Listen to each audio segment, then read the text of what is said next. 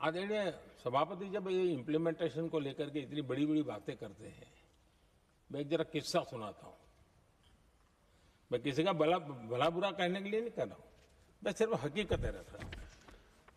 परेशानी जिनको होगी उनको होगी, लेकिन तथ्य तो तथ्य ही होते हैं। हमारे देश के एक नेता हिमाचल प्रदेश के दौरे पर गए थे और वहां से आने के बाद उन्होंने खुद ने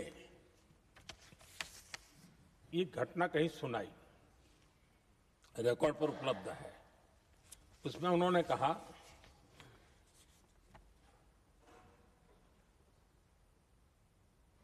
उस नेता ने क्या कहा, मैं उन्हीं के शब्द पढ़ रहा हूं।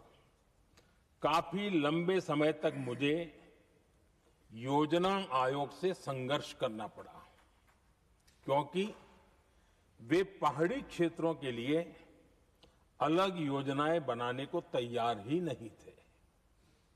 मैं हिमाचल प्रदेश गई थी।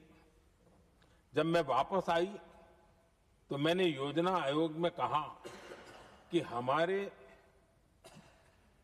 कामदारों को, वर्कर्स को जीप की जरूरत नहीं है, बल्कि खच्चरों की आवश्यकता है, ताकि कम से कम उन पर सामान आदि लादा जा सके। आगे उन्होंने कहा, लेकिन मुझे बताया गया हम पैसा तो जीप के लिए ही देंगे, क्योंकि खच्चरों के लिए पैसे देने की पॉलिसी नहीं है। इसी भाषण में आगे वो कहती हैं, अब वहां सड़कें ही नहीं थी। उनका कहने का कारण यह था कि हिमाचल में जहां वो गई वहां सड़कें ही नहीं थी। अब वहां सड़कें ही नहीं थी तो फिर उस पर जीप का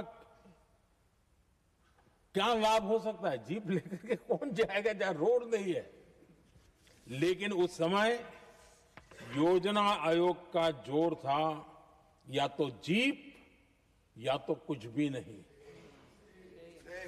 आदरणीय सभापति जी, ये भाषण किसी और का नहीं, ये कांग्रेस के वरिष्ठ नेता और तत्कालीन प्रधानमंत्री इंदिरा गांधी का भाषण है।